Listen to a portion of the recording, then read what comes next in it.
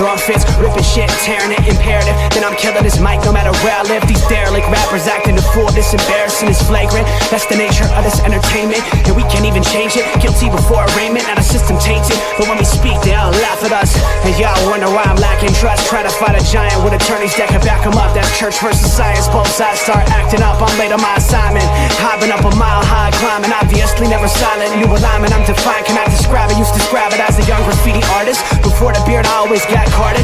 Hit every bar, even though my bar has been the hardest. The scars on my face, and I ain't always been the smartest. But I'll show you where my heart is. I said I'll show you where my heart is.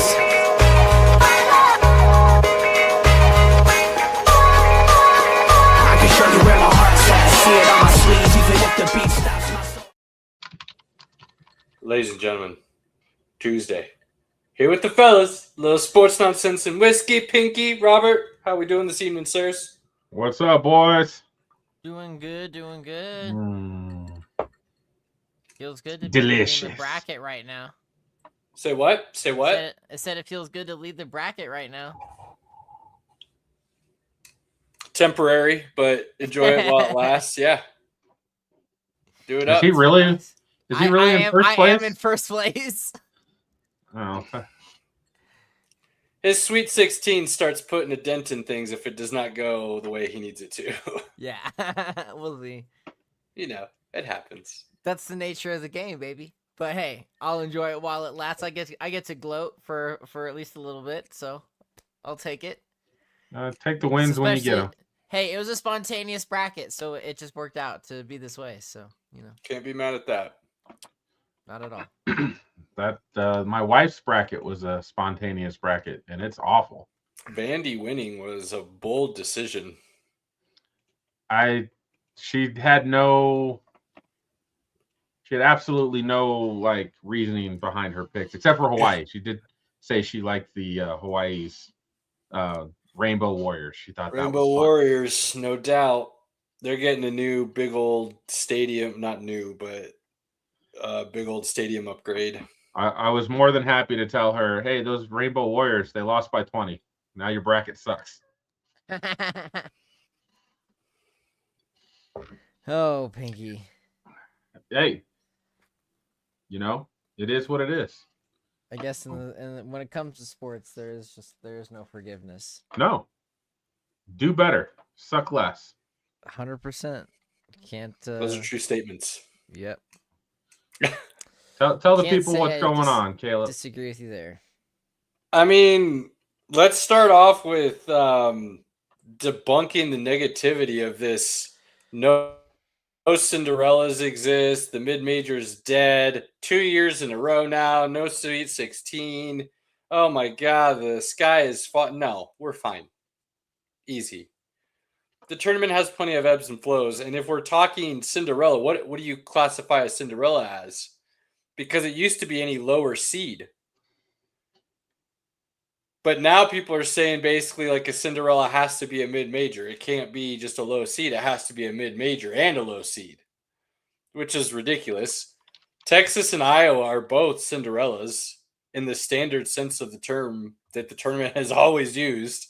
I mean, you got an 11 and a 9 seed in the Sweet 16. That's Cinderella. That's dancing when you're not supposed to be. Hey, if you're in a playoff play-in game and now you're in the Sweet 16, that's a Cinderella for sure. No doubt about it. I'm not hearing this NIL and transfer portal killed the tournament. Cinderella's dead. You want to talk mid-majors?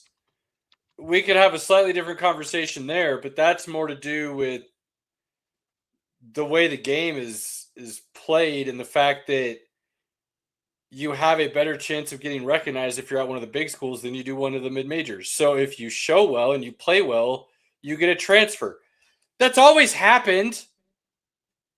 Guys always had like this crazy good season or tournament, and they'd go from JUCO to Division I or mid-majors up to one of the Power 5, Power 4 conferences. That's not new. It just happens more because it's easier to do now.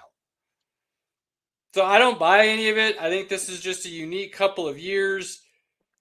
You still have, as I believe, Cinderellas, and you're getting some really good games these first two rounds.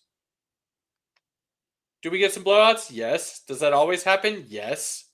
But have we gotten some really solid matchups? Yes. And some of those mid-majors that you talk about didn't advance, took some guys right to the end. Siena almost beat Duke in the first round. Crazy. Right? So the ball just isn't bouncing their way these last 2 years where it did before. And make no mistake, that's what it was. When those teams upset the higher seed, it was the ball bouncing their way for a night or two. They were on a hot run. It just hasn't happened for 2 years. So what? Calm down. It'll be fine. The tournament and the games have been spectacular. It's continued to be must-watch television. Completely agree. A truer That statement is hasn't true. been said yet this evening.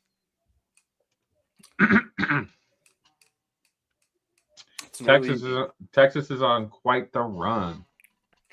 Although Texas, I'm they were in Michigan State for while they have a little bit of, gas in them before UConn takes them out. If your team's still in the tournament, wear your gear. UConn is going to take them out, though. It's going to happen. Who knows? UConn's not the same team they were a couple years ago, so we'll see. Spears had, 16 assists in the first round? Or was that round 2? That was a crazy game. I think it was 2. Great game. Hey, the Spartans in March Madness, never count them out. No, absolutely not. A Tom Izzo coach team is dangerous come postseason play. Amazing.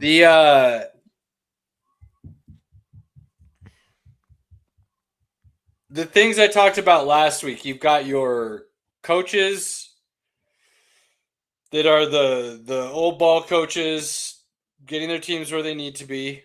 Calipari in Arkansas looking great. Izzo and the Spartans looking great. Hurley and UConn, who I didn't even talk about last week, looking great. Forgetting somebody that I talked about.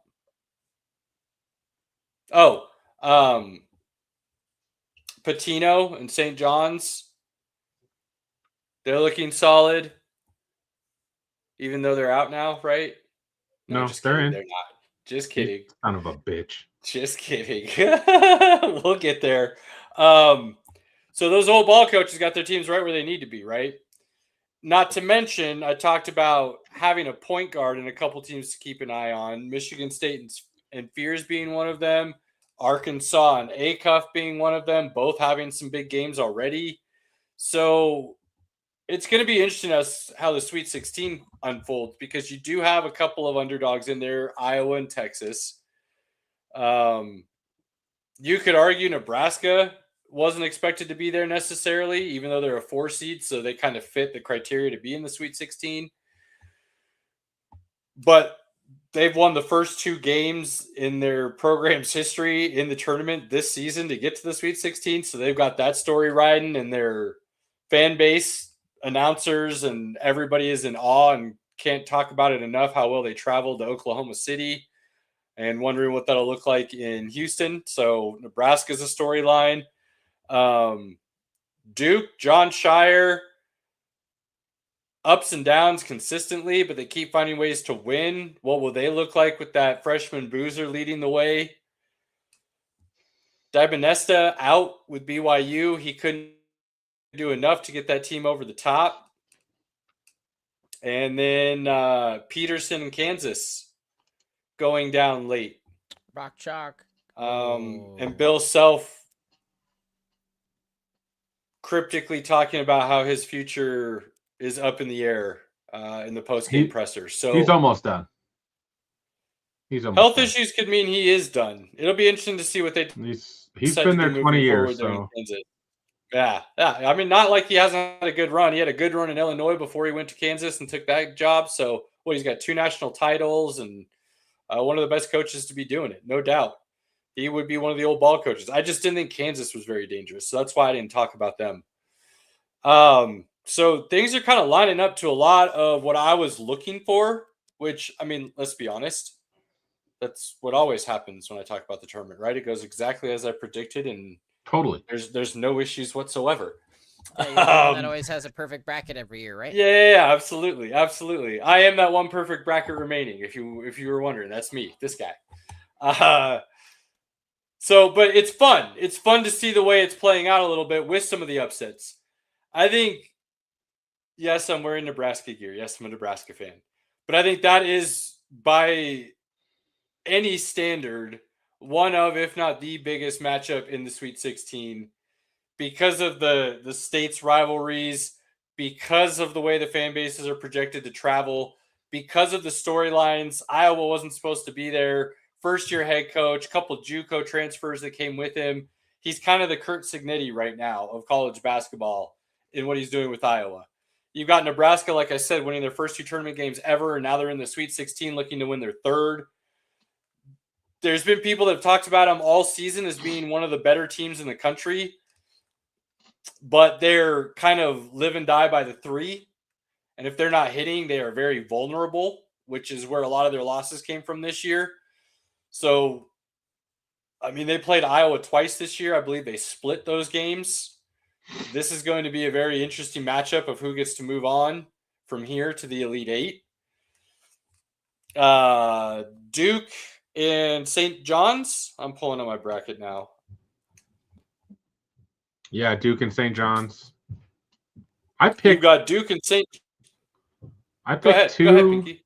I picked 2 of the conference or East, West, whatever. I picked 2 of them perfect so far. It's just the other 2 that messed me up. Nice. I did pick Kansas to lose, by the way. So yeah, you did. You did. I'll give you that. You also picked Nebraska to win, as I was looking that over, which blew my mind a little bit there. You usually just don't pick them out of sheer hate for anything. I mean, I'm not a complete hater. So you got Duke and St. John's. I mean, look, Darling hit that game winner, going down the lane and driving and hitting that layup as time expired. There's only, if I remember correctly, the stat is there's only been 6 true buzzer beaters in tournament history where time actually expired as the shot was made. Try to look that up for me, Robert, if you don't mind. I believe that's what I read. There's only been like 6, which is kind of wild to think about. Wait, what was the stat question? How many true buzzer beaters have there been in the NCAA tournament?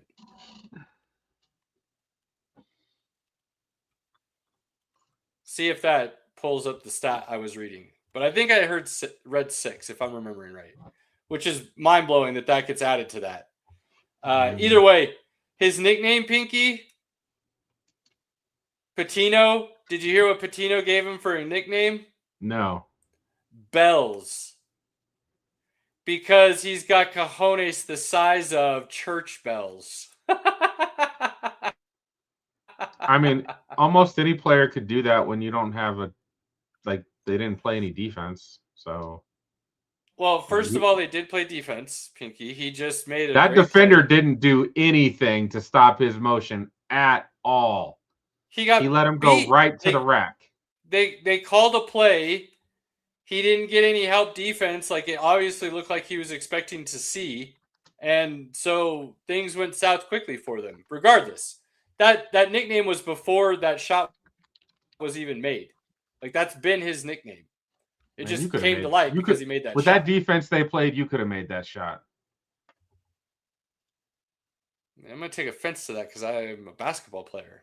That was a layup. Yes, so a lot of people could have made that from shot. the NCAA website, now this is from an article of March 23rd of 2022, but there's 34 NCAA tournament buzzer beaters from 77 to 21. 47 according to ESPN. What do they classify as a buzzer beater, though? That's on NCAA. It says by true buzzer beater we mean a shot that gave the team the win or forced overtime as time expired on the clock, or we ran out shortly after the shot was made, leaving no time for the opposition to run a full final play of their own.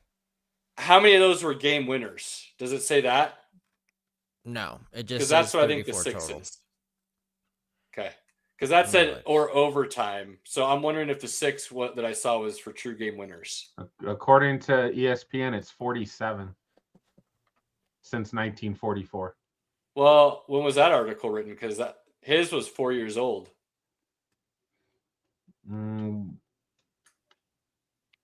This is from a story from just a couple days ago, because it says buzzer beaters from the past 10 years.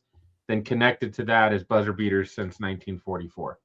Does it There's been classify 47. buzzer beaters as the same, game-winning or tying shots? Game-winning shots. That's all it says, though, is game-winning Now, shots. I would possibly say that there's only been 6 layups for buzzer beaters. No, I swear, because again, game-winning shots doesn't mean his time expires, though, right? It could have just been a game-winning shot. That's what I'm trying to figure out. Because a lot of people will call things buzzer beaters, even though they weren't a true. But like to me, a buzzer beater is time expired, you win the game on that shot. That's what a buzzer beater is to me, and I don't think that's what those are. Either way, 47. I'm not finding it.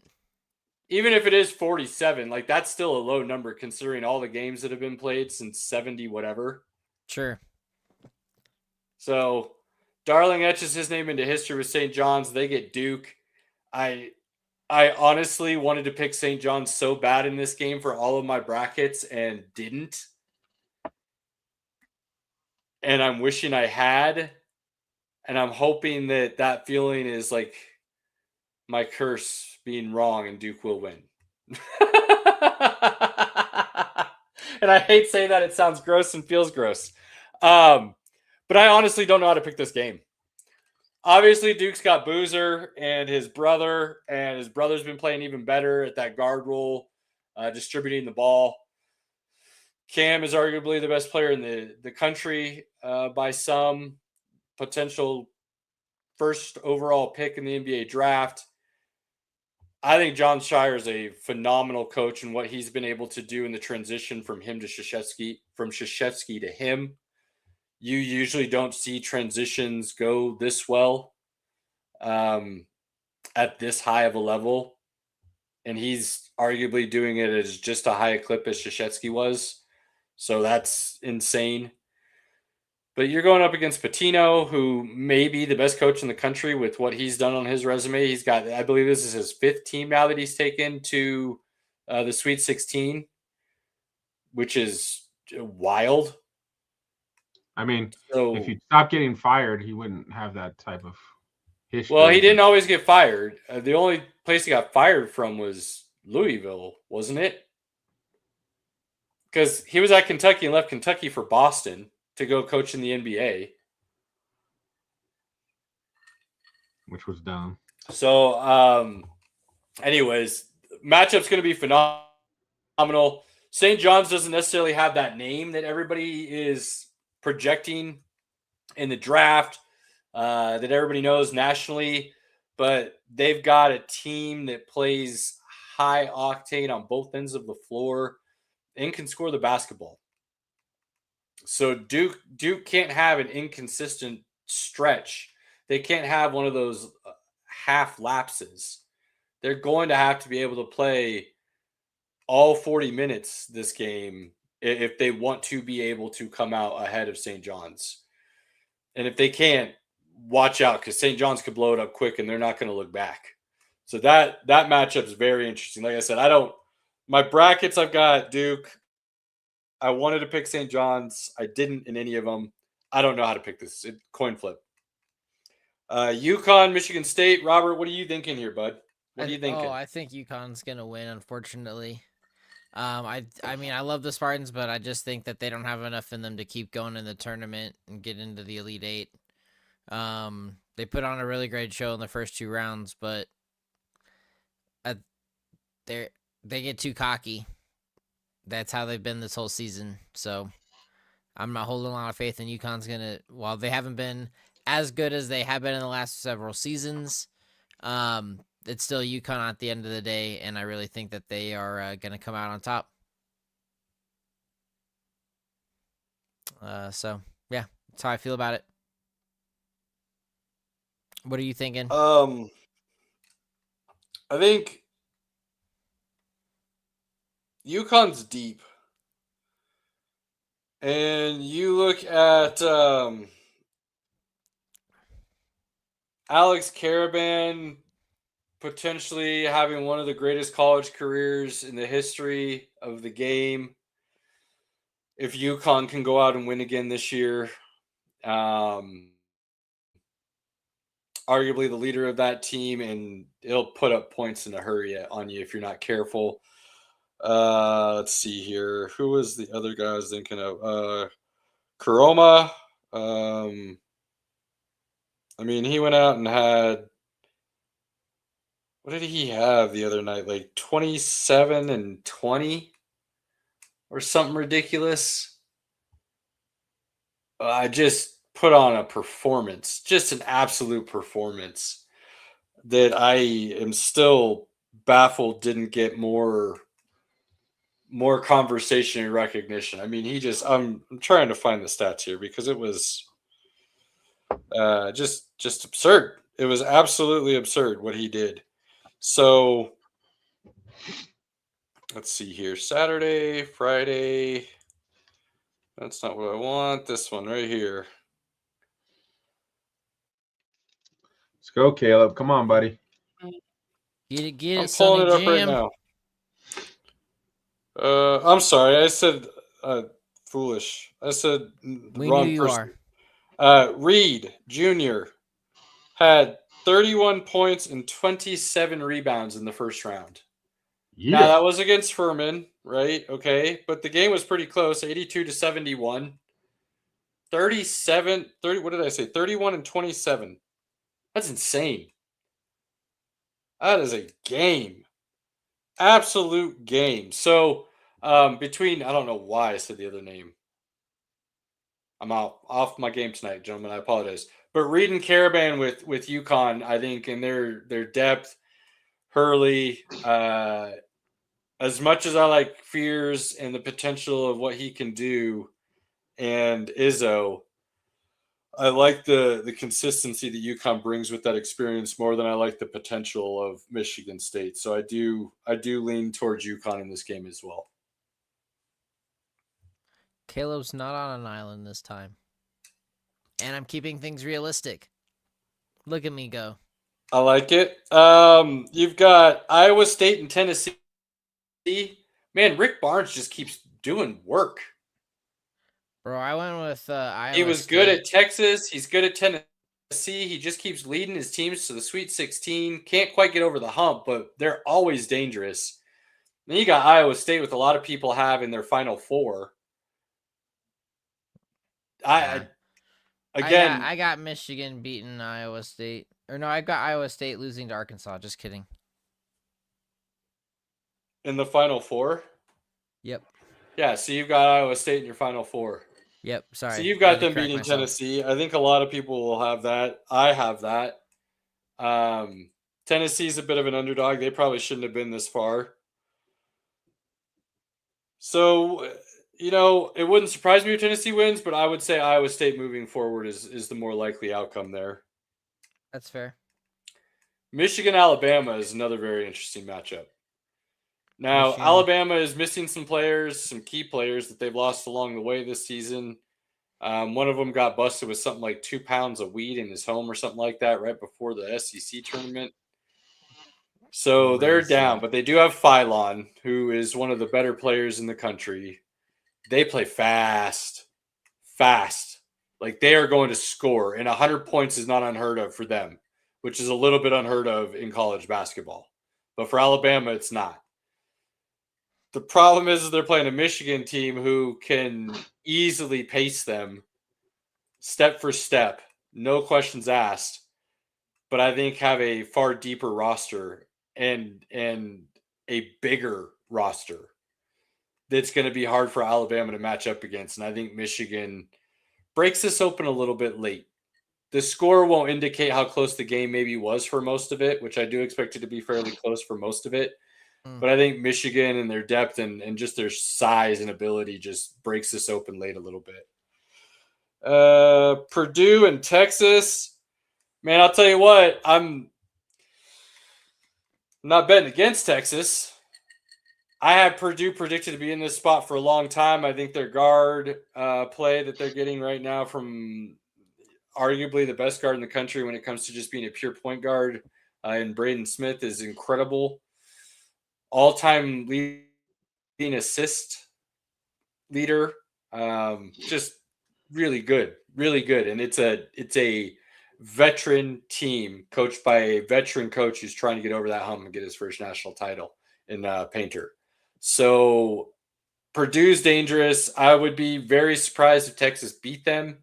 I'm surprised Texas got to the Sweet 16, but it wouldn't surprise me if Texas won. But I do think Purdue wins handily. I'm talking like a double-digit lead for most of the second half, where the game doesn't necessarily feel that close. Maybe Texas feels like they're about to get back into it a couple times, but they won't. Purdue's a really good team, and they're very fundamentally sound in the sense that they're not going to give you a lot of opportunities to capitalize on their mistakes. So Texas is going to have to play perfect basketball. I think their run's done.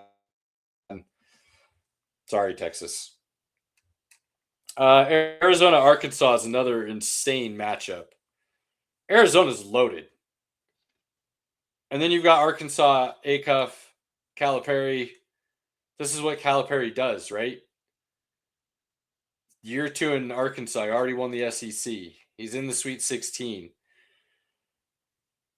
I just don't think Acuff and what's around him is enough to beat arguably the best defensive team in the country in Arizona that can then also run up and down the court and score points with you. So I think Arkansas's run comes to an end. Now, could Acuff have one of those games that goes down in NCAA tournament history lore and he wins it? Yes. Absolutely, he's capable of that. I just don't think he's been quite consistent and dominant enough to do that now against Arizona. I would bet the under on that happening rather than the over. So Arizona, congratulations. You're doing what most people think you're going to do and move on to that next round in the Elite Eight. And then the last there, you've got Illinois and Houston. Houston all season has been considered one of the better teams in the country. They don't have that nationally recognized dude, but their collective is just really damn good basketball. Kelvin Sampson looking to get over the hump as well. Another coach who's trying to cement his legacy with a championship.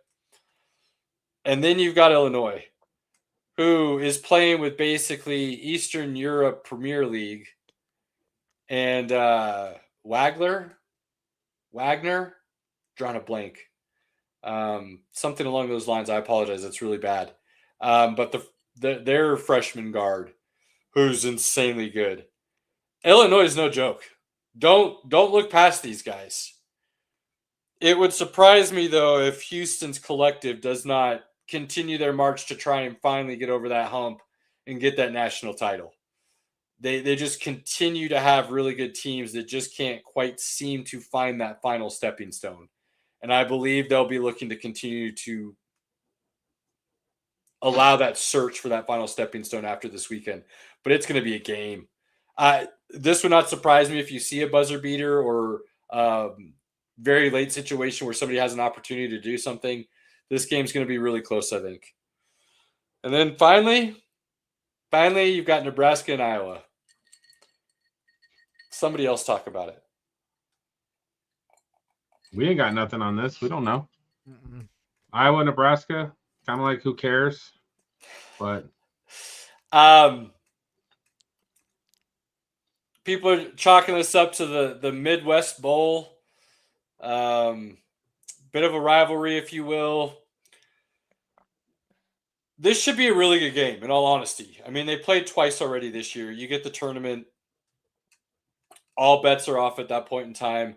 Like I said, a lot of people have been talking about, Jay Bill has talked about, national pundits, Andy Katz, name one. They all talked about Nebraska all year for a reason. This team is legit. They were 20-something-0 before they lost their first game. They were ranked inside the top 5 at one point. This is a good basketball team. But again, I did say they live and die by the 3. And the times that they have not been able to get that shot to fall consistently during a game, it can get ugly quickly for them. I heard that they're shooting 40% from 3 right now in the tournament, and people are expecting that to come back down to earth. That comes back down to earth this game. Don't be surprised if Iowa walks away the winner. They've got some guys over there who are looking to prove themselves. Like I said, JUCO guys or Division II, I think it's Division II, that moved up with the head coach, very Kurt Signetti-esque, and I'm drawing a blank on the coach's name, so I apologize. But they came with him to Iowa. They're looking to prove themselves. They got some transfers looking to prove themselves that other people had cast off. This is a very like Indiana kind of feel from football to now basketball in that sense. And I know there are a lot of people comparing Indiana to Nebraska, like, oh, Nebraska's good this year in basketball and Indiana's good this year in football. Hey, welcome each other. Like, but that's not really the comparison. The comparison really is more so Fred Hoiberg's been there for a while trying to build this program and build it into something worth of value that could compete. And it looks like they finally got it this year. Iowa is true like that kind of Cinderella story, if you like. I said, they're a 9 seed. They weren't really supposed to be here. They weren't supposed to beat Florida last week. You're not supposed to take a 3 when you're only down by 2 with time expiring to try and win the game. Like, see, that's what I wonder, Pinky. Would they consider that a buzzer beater on that list that you were looking at? Because if that's a buzzer beater, technically there was still time on the clock after he hit that shot. So regardless, I digress. Apologies. Buzzer beater is when there's no time remaining when the shot is made to win the game. Is that what that said on that article, though? That's what I'm asking. I didn't go into detail. That's too much. Let's just move on. But that shot he buried from that corner 3 was nasty. And apparently he told his dude he'll be ready and he'll hit it if he passes it to him. Like, you love those kinds of stories. So I think this is very much another coin flip game, a pick 'em. Houston, by all accounts, is going to see a sea of red. The Nebraska fans took over Oklahoma City, like I said earlier. If that's the case, that tipping point could be the fact that Nebraska gets that kind of home crowd, home court advantage that honestly could be something that tips the scales just enough in these games where it's a neutral site and you don't get that neutral site feel that could give one team just that edge they need over the other. So I honestly don't know how to pick it. I would love to tell you my team's got this. I'm not saying a damn word. But we'll see. I'm very excited to watch these games. Obviously, they start Thursday, Friday, Saturday, Sunday. We get Sweet 16, Elite 8. So, from there, you look at Elite 8 matchups. If it is Duke and UConn, like Robert was talking about, man, I picked Duke, but I don't feel good about that again either. That probably wasn't the right choice on my part, especially being a UNC fan. What am I doing? Right? I know. I thought it would be Florida, Houston. I did. Florida lost, they're out. So it's going to be Iowa, Nebraska, Houston. I still think Houston is on a bit of a mission, and they feel like they're the underdog, even they're a 2 seed. I can't imagine them not getting to the Final Four. So I think they win regardless of who they play. If Iowa or Nebraska beats Houston, major upset, people will start deeming them a Cinderella real quick. So that would be a huge story. Very interesting, but probably Houston. I think Duke probably loses to UConn, even though I picked Duke. So I think you probably got UConn and Houston on that side of the bracket. And then I would say Arizona, Purdue. I would say Arizona is they're looking like the best team in the country. So be hard-pressed to imagine them not beating that Purdue team, regardless of how good Purdue is. I think Arizona's one of the few teams that could match them kind of skill for skill, depth for depth, and be able to come out on top. Michigan, Iowa State, I would think Michigan. They're looking like maybe they're continuing to a little bit of that more early season form where they're just trying to route people, run them out of the building, and do damage. And I feel like that's only going to continue to grow for them, and they kind of route their way a little bit into that Final Four. So I would think, even though my brackets don't say this, I would say it's probably UConn, Houston, Arizona, Michigan in the Final Four. And that'll give us something to talk about where we stand. Solid. Yeah. Oh, God, we're moving on. Oh, good. NBA playoffs is quickly approaching. 8 or 9 games left, I believe, for most teams. Looking at it. This graphic's a little outdated. The Hawks have moved into 6th. Ooh. And the Magic 76ers are 7th right now. And the Magic are 8th right now, as where they're at the moment. So how many games? Yeah. Continue. Sorry. Continue. The Thunder have 10 games left. Looks like there's a couple teams that have 10 games left. So, but we're close. And then again, a little outdated on the West as well. Nuggets are 4th currently. Timberwolves are 5th, but they're like literally it's Nuggets and Timberwolves are tied. So they'd be 4-5. Rockets are 6th at the moment. And then you've got Suns, Clippers, Trailblazers, Warriors. So it's pretty much you just flip-flop. The Rockets are 6th and the Timberwolves are 5th, and I hate that. Nuggets playing the Timberwolves will be awful. So Yeah, I am not for that at all. Night. I am not for that at all. Celtics couldn't do it. So updates on this, Caleb. I know we're kind of winding down. I mean, the West is just you just look at that West. Take out the left side of that West, right? Who cares?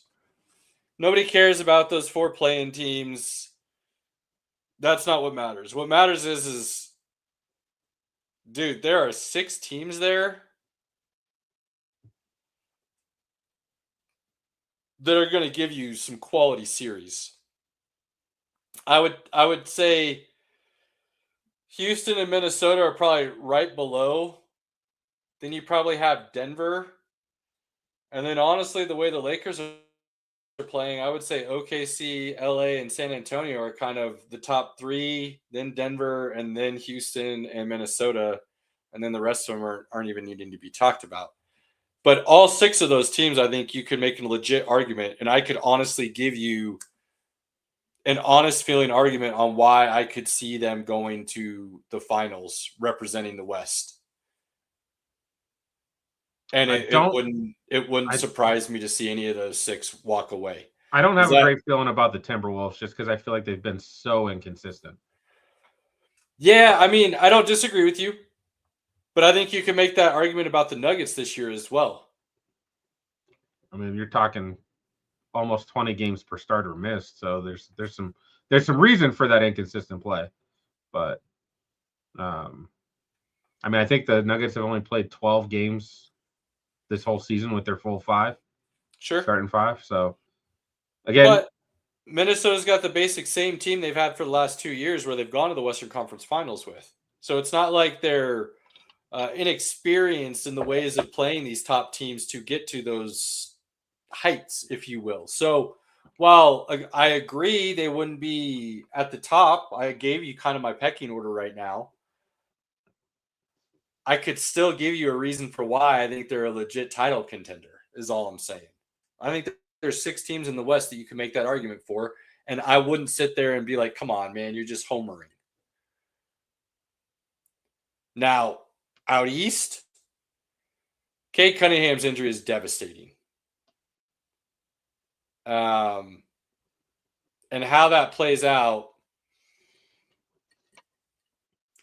Detroit already probably wasn't the favorite to come out of the – huh? He's still supposed to come back, though, right? Yeah, I believe so.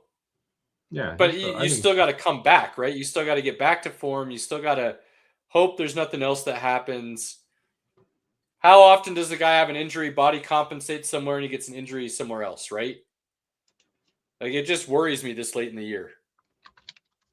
What do you got, Pinky? I'm trying to pull up what his injury is. The only thing that comes up is like he's one of the reasons that they want to update the MVP. Yeah, his agent came out talking about the 65-game rule. He wasn't MVP anyways, but he should have been in the conversation. Well, they're now talking about it because he would have been first team All NBA, which is that allows for the Supermax Right. when you hit that target. He's got a collapsed lung. That's so, yeah. Come back, sure. What does it look like? I don't know. And he's the engine for Detroit. Without him, and I already didn't have him as a favorite. So I would say Detroit's not really in the running at this point. I don't like Cleveland. I didn't like the James Harden trade. I know there are some that did. I don't think it made them a better team. I haven't seen them take that next step like I thought they would with that young core, Donovan Mitchell and Mobley and the like. I like Harden in the regular season, but playoff Harden's awful. There you go. So I don't think Cleveland's really a contender to come out of the East truly. I think New York is, and I think Boston is. I think Philly Boston kind of all the sits way. there as a little bit interesting on the outside, only because if they magically got healthy and everybody was playing, they could potentially make some kind of crazy run. Edgecombe has been amazing this year as a rookie. Maxi's a dog. Paul George is Paul George. The dude can play basketball. Embiid is Embiid. He can play basketball. They've got to be able to play all the games all together. They've never really done that. So I don't expect Philly to do anything, but they're the one team I could see coming out of nowhere in the East and maybe potentially doing something if all the stars lined up. Outside of that, you're talking New York and Boston. And Boston continues to look better and better as Tatum comes back. Brown should be in the MVP conversation. I truly don't know why he's not. And at this rate, the way the Knicks are so Jekyll and Hyde, hot and cold, can't seem to figure out who they truly are, what they truly want to do. I think Boston is the favorite, and I would expect to see them come out of the East, and get back to the finals. So I don't think the East. The problem with the way it lines up right now is you're going to get the Eastern Conference Finals as a semifinal matchup with New York and Boston, rather than the Eastern Conference Finals matchup in the finals. So the East just doesn't feel like it's got the potential to win the title this year, no matter who comes out of the East. Boston probably being the best chance the East has of representing and winning. But the West is just loaded, and there's a lot of teams out there that I could see just walking away with this. So we'll see what happens. I need the Nuggets to get away from the Timberwolves. That's what I need to happen right now. I'd be more worried about OKC and being on the same side of the bracket as that. Well, they're not. I mean, technically, there's enough games that could overtake LA and move into third. Boy, the way LA is playing right now, they look like they might be the best team in the league. I'm not even saying that hyperbolically. That is, they're LeBron taking a bit of a backseat, Luka being the true alpha dog, AR running as the 2. Ayton seems to have learned his place. Dude's got a quote saying he had to look himself in the mirror and tell himself he's not that guy. Like, well, that's a conversation. LA's playing really good ball right now. Luka's looking like an MVP. I know everybody said SGA's ran away with it, and I gave you an argument for why I could see Wemby overtaking him. There's still 3 games back, so looking more unlikely that San Antonio is going to be able to catch. The problem they have is the Thunder have won 12 straight. Yeah, so looks like SGA will win it. I think Jaylen Brown should have a legit argument. I don't know why he wasn't Cade Cunningham should have had a legit argument. I don't know why he wasn't. Wemby should have a legit argument. He does. And Luka, look, I said last week I had Luka kind of on the outside looking in for a few different reasons. After what he did this last week, he's probably second in the MVP race. I mean, He went scorched earth on some people. He did. And made people remember why he's Luka Dončić and why the Lakers traded for him and were giddy to offer that deal in return. All right. Anybody takes that deal. Yeah. So I think he's helping remind people why he was considered that dude. I think people are forgetting that he was in the finals with Dallas. And I think your casual NBA fan would be hard-pressed to name one other person on that Dallas team that played with Luka. They got mollywopped. That's why it's not really like thought of. Sure they did, but regardless, he got them to the finals. And you can't, Pinky, I don't think you could name me one other dude on that Dallas team. Well, Kyrie was on that team. I think he was hurt, but he was on the team. Okay. I didn't know if you'd remember that or not. And then they had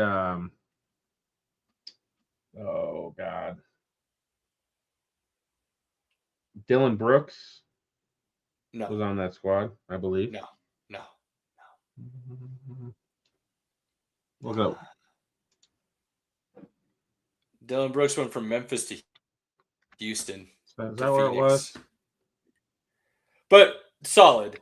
You get my point, though. Like, not very many people are going to be able to name you other players on that Dallas team that played with Luka in the finals and lost to Boston. And that's losing to Jaylen Brown and Jason Tatum healthy, right? With Kristaps Porzingis and the like. So, Luka's that dude. We'll see. Playoffs will get finalized here in about a week and a half-ish, 2 weeks. So, we'll get some answers pretty quickly. And then Gafford. Gafford was the guy I was thinking. Not the one you're looking for. Gafford and Lively are the two big dudes. Yeah. Lively was a rookie. Gafford. And then Tim Hardaway Jr. was also on that squad. So that's how I feel. I think you got 6 teams out west I can make legit arguments for. I'm not going to give you my rankings at this moment. And then I think you've only got 2 and one kind of above the other out east. All right. Well, I mean, we're close. So probably 2.5 weeks, and we'll be ready to talk. Yeah, I said a week and a half. Playoffs will be set. 2.5, yeah. Yep. Nice. Boys, you know what season it is. And we are so close. 30 days? 30 think he's ready, people. Under 30 days? Are we under 30 days now? We are under 30 days. It's the 22nd, I believe. Or the 23rd. I am missing night 1. So many guys I like in this draft, Pinky. So many guys I like in this draft. The 23rd is the first round of the draft in beautiful Pittsburgh. And I'm telling you, man, as I'm getting closer, lots of value in the draft. I don't see a lot of those like superstars, just a lot of good quality players. So I need you guys to go eat a Permanente Brothers sandwich for me so I can live vicariously through you. Permanente Brothers. Make sure you remind me when we get out there. It's like this big ass sandwich they put fries on and then the lettuce and the tomato and like. Okay, I'm gonna need to look this up while we talk about this. Look it up. It looks. I love food. Love me some food. So there's certain places in every city, if I ever go visit, that I'm going to go check out that place to see how it is. Permanente Sandwich, Pittsburgh. Okay. This is one that I want real bad. I'm a sandwich guy to begin with, like good sandwich. Ooh. Mm-hmm. Oh yeah. Oh yeah. All day, every day. Oh see? Yeah. Oh see? Yeah. Bro. That was phenomenal. Got some coleslaw on there, Swiss cheese. Almost like it's basically like a Reuben from the looks of it. Roast, I guess that's roast beef there, it looks like. So tell me you don't want to eat that, man. Oh, it's happening, bro. Just, like, go ahead and Piggy's like, add it to my list. Check. So that might be We've got a little bit of time before we head out on Sunday before we catch our flight. Our flight's like 3:30. So maybe we'll do that like right before we get to the airport. We'll hit that up. That looks, look at that. It's beautiful. Dude, it's watering in my mouth already. It's beautiful, bro. Yeah. I'm going to send that I'm going to make sure I send that in our group chat so that I remember. Because, You're welcome. Okay. I appreciate you. I know we're friends for a reason. Oh my You're gosh. We are welcome, friends sir. for a reason. Oh, good Lord. All right. Back to draft. I can't. You got this fat guy excited over here. I'm ready for a sandwich. Let's go. I love it. I'm doing it right now. So talk about these top 5 real quick while I send this text message before I forget. I got nothing to say here, Caleb. It's all you. Look, I think the most interesting thing about all of this right now, for me anyways, is where does Jeremiah Love go? I saw a mock draft recently with him to Tennessee. I kind of like that, but then also I understand like they would fall into that same trap that the Raiders did last year with drafting Genty at 6 and not having an O-line to block for him. So I think the Titans need an offensive lineman to block for Cam Ward. Cam Ward took 50 some I've heard sacks. people say the Cardinals. I saw Field Yates with the ESPN released his today, said with Washington at 7. Cardinals they have Connors, Benson, and Algier. They're not. I'm just telling you what I've seen people talking about and predicting. But I don't think anybody can figure out what to do with Jeremiah Love because they all think he's probably the best player in this draft talent-wise, but he plays at arguably the most least desirable position. And there isn't a team.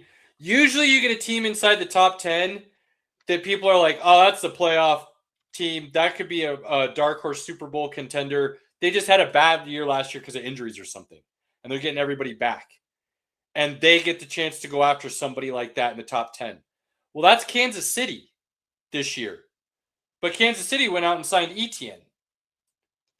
Kenneth Walker. So that kind of took them out of the running. What? I mean, Etienne. Sorry.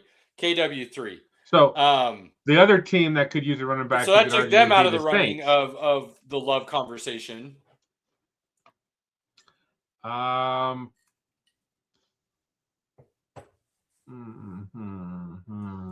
Does he fall? Mm-hmm. I mean, seriously, does he fall to the mid to late teens? Would somebody trade up at that point? I like the Jets at 16. Oh wait, no, they're. See, and I see a bunch of people saying the Jets are going to take a quarterback there, probably Ty Simpson. Yeah, well, they've got Breece Hall too that they, for whatever reason, kept. They've got Braylon Allen. Vikings at 18. Ooh, that would. They're going to be an interesting team to see for sure. I'm excited to see what they do this offseason and when we. That would be really. Imagine if he falls to 18 and the Vikings get to scoop him up. With Kyler Murray and him in the backfield, Jay Jetta Hawkinson. You could make the case the Commanders at 7. I think they have a lot of other needs as well, but Commanders at 7. That's what Field Yates thinks is Commanders at 7. I still think they really need to protect Jaden Daniels. They need offensive line. The earliest team I could see. I mean, a lot of these teams do though, right? Like Giants.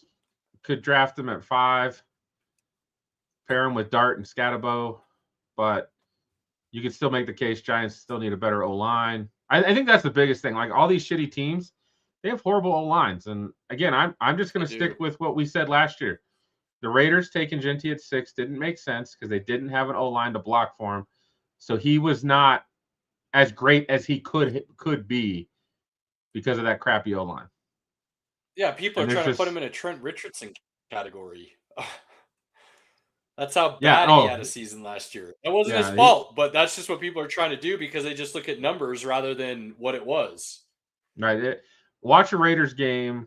I had Genty in fantasy in multiple leagues, and it was not great. decent floor every week. I was gonna get 10 to 15 points because he'd catch a couple footballs, but I never got. I think I only got 1 or 2 like big games. So Right. yeah, actually Vikings at 18 just looks perfect for me. Yep. I really like that fit. That'd be crazy if he fell that far. I mean, if he fall, and again, running backs can fall, and I just think it's possible you see him go earlier. I I think it would make sense if the Chiefs wanted to double up. I just don't see them using number 9 on a running back when they need another defensive lineman. Their corner depth is atrocious now that they let one guy walk in free agency and traded the other. I just think they have other needs, and Randy Reed's never really committed to the running game like he should. So I don't see why you don't pay Kenneth Walker $15 million to basically sit the bench behind Love. That'd be wild if they did that. So that's just such a great, just looking at the teams here.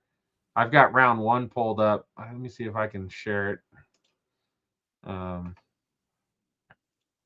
mean, you guys can look here. I mean, Commanders at 7. He's not getting past Dallas at 12 if he falls that far.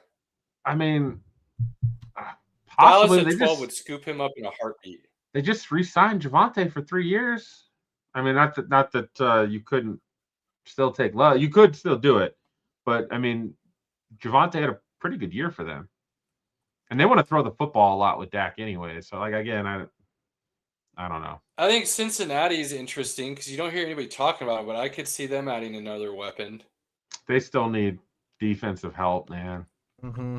They're they so don't bad do on smart defense. things though. They've proven that since they drafted Jamar Chase flat out. Like that should have been still to this day. I will still say it should have been Penny Sewell. I mean, to me, the Vikings are like the most obvious choice out of the top 20. I just think there's all the other teams in front have another need that they could still come back and get a really good running back in round 2. So could you see like the Ravens doing it and pairing him with Henry, knowing he's kind of ending his career, and let that take some of the weight off and add another weapon? Could see the Ravens doing that. Sure. Yeah, Minnesota makes a lot of sense, but how would he fall that far? That would be insane. It's just positional value, man. It's like, again, if Genty falls into the teams, if the Raiders don't snatch him, there just wasn't teams behind them that like had that. Like I think the Cowboys actually I think the Cowboys were like 12 or 13 last year, and maybe they would have grabbed him if he was there. But the Raiders being the Raiders. Dang, just wild to think about that. No, I can't wait for the draft. So many great things to come. I'm ready, boys. What other draft points you got for us right now, Pinky? Well, I am intrigued by some of the teams that have multiple picks in the first round. You've got the Jets that have got 2. They've got 2 and 16. You've got the Cowboys who have 12 and 20. And then you've got the Chiefs who have 9 and let's see, 32? 29. 29. The Dolphins have 11 and 30 as well. So I was forgetting that there were that many teams with multiple picks in the first round this year. Cleveland's got 3, or I'm sorry, Cleveland's got 6, and they have 24. Wow, that's a lot of teams with multiple first-round picks this year. Yeah, buddy. Just noticing that myself, Caleb. It's pretty impressive. So that's a lot of, again, for the Rams, giving up 29 to get Trent McDuffie. That's an amazing trade for them. Yeah, because 29, you're not going to get a player of Trent McDuffie's caliber there. And then they still have their they've still got the 13th pick. 12. Oh yeah. 13. So they're 13. I like that trade for both teams, honestly, because I think Kansas City really is kind of taking a year off in a sense where they know they kind of have to reset some salaries, contracts. They need to fill some holes. So getting that extra pick allows you to do so. Allows you to get 2 holes filled in the first round this year instead of just 1. The Rams, it allows them to basically fill the 1 hole they had with an all-pro to go all in next year for the Super Bowl. And they already had a first that they got from last year's trade with the Falcons. So win-win there because you still get a pick early in the draft and get another quality high-end talent. And people are like, well, he still said F them picks. Yeah, he said F them picks to his own picks, but he didn't say F them picks to a high-end first-round pick.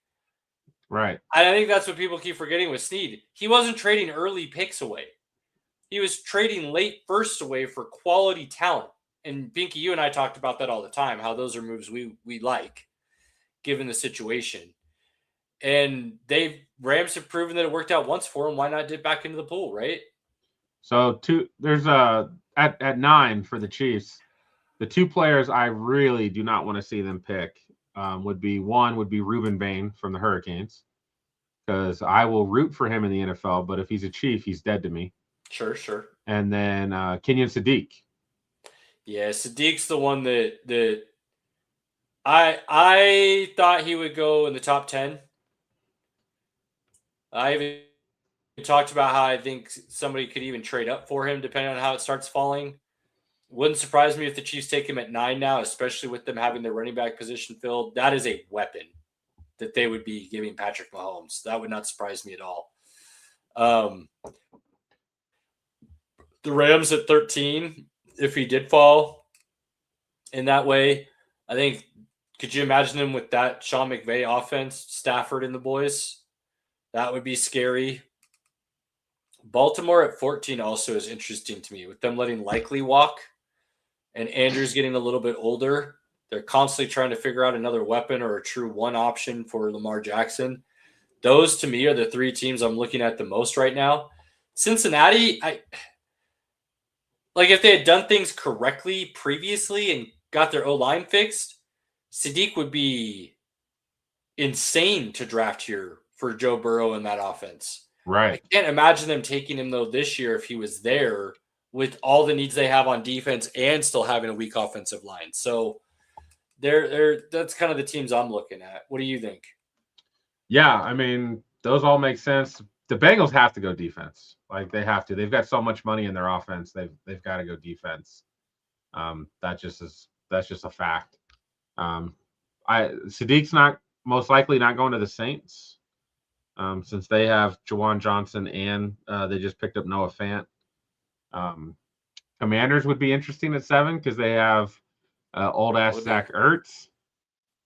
So they could let Ertz kind of teach him for a year and then be gone. And Sadiq with Daniel. Yeah, so yeah. Dolphins need playmakers. Dolphins need playmakers everywhere. So, like, for them, whoever they draft at 11 and 30, like, it doesn't even matter. They're going to suck regardless. So, yeah, I mean, Dolphins are kind of in a position where you just draft best available, right? And Sadiq would definitely fall into that category. Yeah. But yeah, the Ravens make sense. Jets make sense. I mean, he's not getting that far down though. So I don't think he's making it out of the top 15, in my opinion. Either somebody's going to come get him, because there's a couple good tight ends, but like, I feel like he's kind of on that tier by himself, and then the other guys. So, well, like you said, there's a lot of teams with 2 first-round picks this year that could make one of those useful to move for a guy like that if they want to, if he starts falling, right? So, right. The amount of times I've seen that sandwich on cooking shows and travel shows and all sorts of, Oh, I hope it's as good. I'll give you like the video, Yeah, do like that. vlog of it. Like, here's my sandwich. And I'll give you. I the hope I didn't lead play-by-play. you wrong. I hope it's not just one of those like touristy things, and it truly is that famous for a reason. You know what I mean? Like when I go to Philly, I'm not eating at one of those just the normal. That's Philly fair. cheesesteak You want to places go? there You want these to take it days. home and slobber all over yourself? I got it. No. I'm eating it I'm right just at the kidding. restaurant. I want there's a place I know I want to go for a Philly cheesesteak, but what I really want to go do is the what is it, pork and broccoli raw sandwich or something like that in their like outdoor market area. It's can't remember the exact place. I've got all this written down. Like every city's got something I'm gonna go. It's really You know what? the You know what I'm really excited about Pittsburgh. Hmm. They've got Yingling. Nothing like some East Coast Coors Light. Dude, seriously, it's so good. It's so I good. love you. It's fantastic. Like we just need to take a Sunday afternoon and go drive to Kansas and get us some Yingling, Robert. Why not? Like literally, we could go across the border, hit the Walmart, and get Let's us some do it. Yingling. Why do it? That's Yeah. funny. So, How all about right. that first gas station even? I haven't had good luck finding Yingling at gas stations in Kansas. Yingling well, in good to know. Texas gas stations, yes, but not Understood. Kansas. So Important distinction. yeah, I don't know if there's something Kansas just doesn't like it. I don't know, but they've got an issue with it. All right, Robert. Since you were the only one that got to see the movie this weekend, Dude, I thought about I know- going multiple times, and I really hope Cody's watching because this is also for him. This was such a great movie.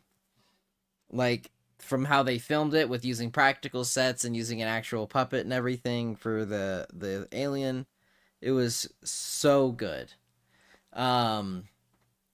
It was a little long. I thought 2.5 hours was quite a bit extreme for this, but overall it was a fantastic movie. The visuals, the sound, all of it. Ryan Gosling did excellent. I'm halfway through the book, and I really am very appreciative of Cody recommending that I start it before I started watching the movie. And yeah, no, couldn't recommend it more. Go see it. Take the family. It's excellent. how's his relationship with the alien? Pretty fun. Oh, it's a great time. There's a lot of good comedy to it. I mean, there's some serious parts to it, of course. But no, overall, it was really well done. His relationship with the alien was great.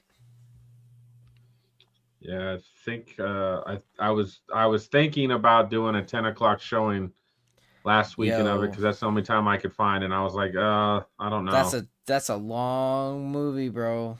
Yeah, it made me double. It made me think again, like, you're not that young anymore. I don't went know at if you handle 9:45, and that was tough, but Yeah. worth it. So worth it. Love the movie. So I'm looking forward to hopefully being able to see it again if I can. But no, really recommend. Caleb, I think you'd like it a lot, especially if you enjoyed The Martian. Heard good things So- about it. Heard really good things about it. Yeah, no, this has definitely made a big box office turnout. When I went to the theater, it was packed. I was quite shocked. So loved that. Biggest opening of 2026 so far this year. So Is it? I am curious though. Is it just Interstellar, basically, like told differently? Because that's the sense I wouldn't get necessarily- from just the I wouldn't previous necessarily stuff. say that. Earth Not is at all. ending. Interstellar- sends you out there to Interstellar's a find new complete- Earth. Interstellar's a No. complete mind fuck. Like that's No, not this. This is pretty No, I mean in the straightforward. sense that Earth is ending, and we're sending you out into space to find a new Earth. It wasn't. No, it's not finding new. I mean, they're trying to save the Earth, but it's not that extreme. This is a little bit more Yeah. straightforward. Okay. So, no, really, really well done. Definitely, I would say, probably my favorite movie so far of 2026 that I've seen. Crime 101 was great, but I thoroughly enjoyed this movie a lot. So I'm looking forward to getting Pinky's review and seeing if it's Pinky approved. Friday 6:15 or 10 o'clock is what I might be looking at. So Sounds like 6:15 is the winner. we'll see. Good luck. But I mean, yeah, movie theater's pretty. Actually, there's people actually have half the movie, not half of the middle seats are gone already for that showing. Dude, on yeah, Friday. people are going to go see this movie. It's great. I love seeing it. And All Caleb, right. we've got less than 2 weeks to Darth Maul. April 6th. I cannot wait. Gonna be so good. Is it week by week or are they dropping it all? Week by week, Pinky. I hate that. Get with Hate it. it. We're reviewing shows. I No hate it. spoilers. Like, all the spoilers, everything. You wouldn't even probably understand half the shit going on in the show anyways because you didn't watch the other stuff that really has him involved in it to begin with. This man's And? got a point. I still want to consume my I'm not content saying all at again. once. No. Just saying.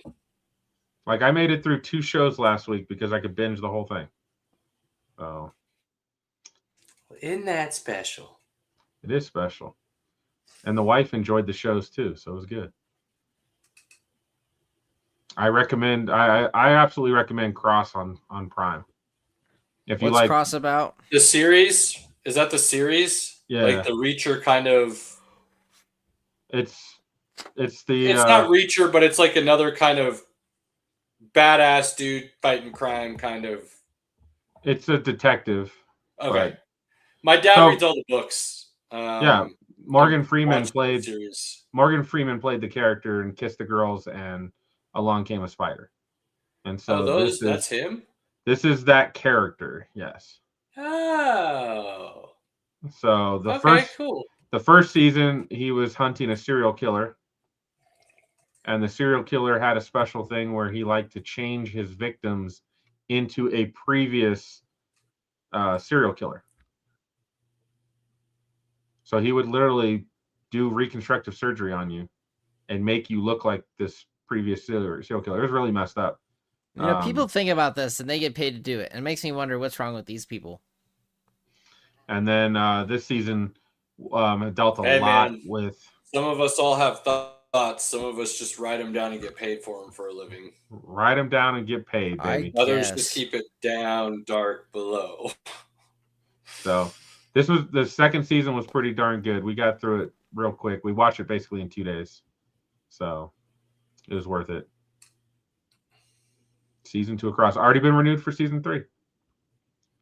I've been Speaking seeing of that a lot more. They've been really trying to work on pushing out content a lot quicker lately. So I'm loving that.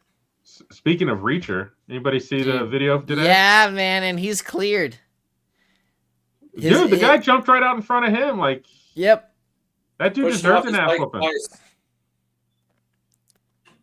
So, yeah. Now, I love the video that would originally got posted is from like a neighbor's window. And so Right. they only show you the second half, Not the whole thing, right? not the whole thing. And so then they got a hold of Alan Richardson's body cam footage, and you see exactly what went down. Yeah, the guy's lucky Alan was able to stop and didn't run him over the first time. He's lucky he didn't just straight beat his ass. He did beat He's his lucky ass. Alan's his ass. kids were there with him.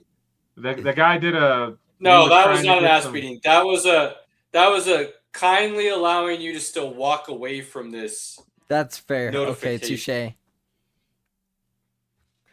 I am hitting you. You are aware of the situation. We're moving on. You beat somebody's ass, they don't just get up and walk away and then come back and start talking more shit to you and then kind of walk away again. They stay, they get up and move away quickly and they don't come back. Straight up. So he was very reserved, which was commendable. Yeah, I'm glad he got cleared. Same. What I'm tired about is just people thinking they can do what they want and it's your fault when you react. Like, I think we all need to be accountable for our actions. Yeah, I mean, we've lost the accountability as a society. So we all just think we can speak and not have to deal with the repercussions of it. From the sounds of when I watched the video, it sounded like the guy had probably had some drinks, so he had a little bit of liquid courage in him. And then of course we'll do stupid things. He's probably like in the basement watching the Final Fours, watching March Madness, and his wife came down complaining to him, telling him he needs to go do something. And he's like, Yeah, walks out there thinking he's going to talk to some kids and ends up seeing Reacher beat his ass. And then he has to go back inside and be like, I told you I didn't want to go out there in the first place. You got me. He's like, I'm going to call the cops. We'll sue him. And then they talk to their lawyer and they're like, yeah, don't do. If he's not pressing charges, you don't want to, because he'll countersue and take everything from you. Like, that's how that weekend went in that household. Yep. Karen and Ken got together and found out the hard way. FAFO, as Paul Heyman would say.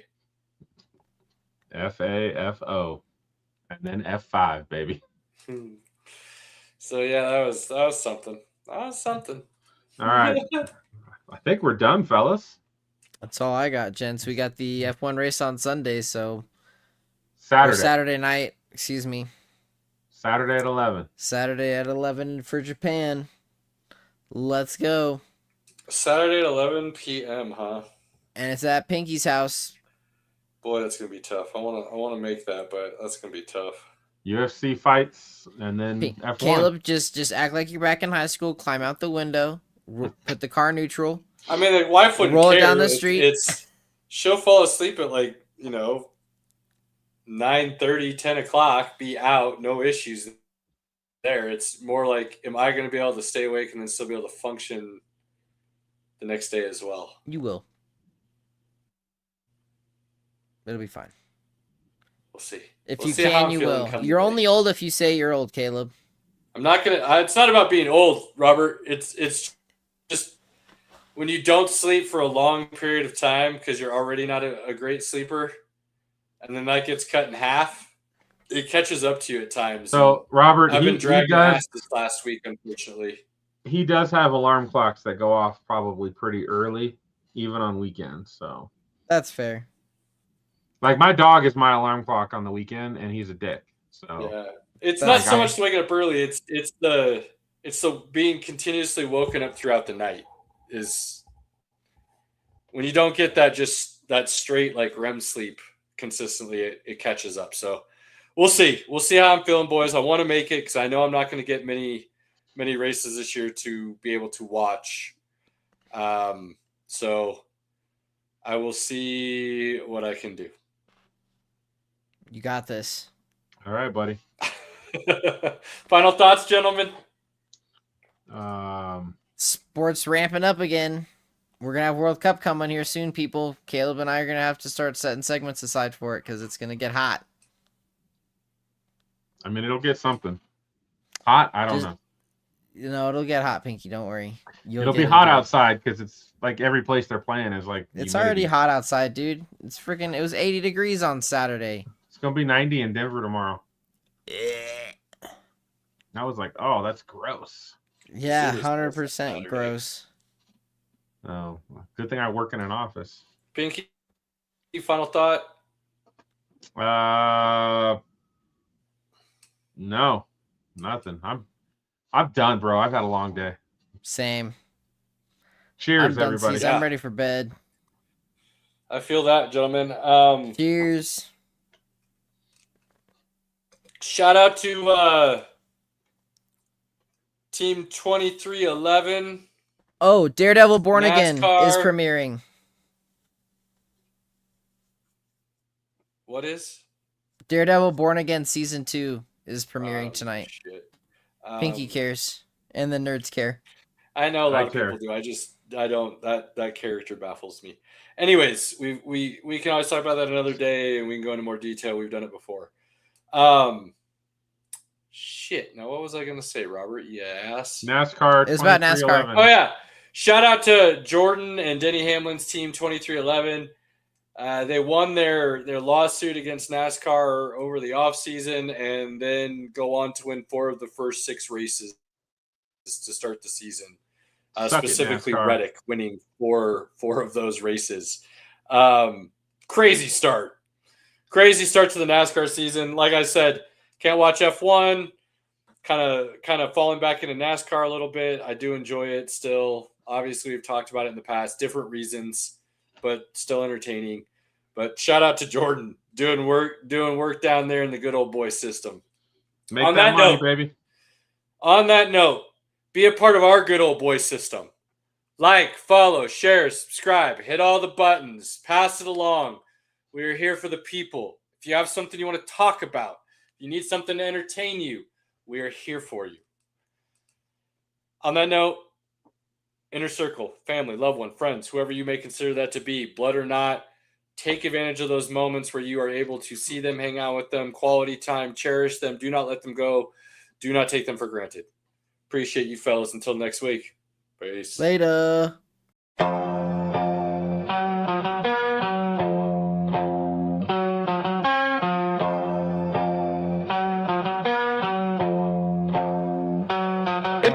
Pinky in the building, reppin' orange and blue. Broncos country, yeah, you know how we do. Hot take so wild, you remember the name. From college ball to the pros, Caleb spitting game. Robert here, the pop culture plug. From comics to racing, pour the drink in the mug. Sports, nonsense and whiskey, yeah, bold talk. Good laughs and a glass in the air. Sports, nonsense and whiskey, right? Kick back, tune in, take a wild side stride.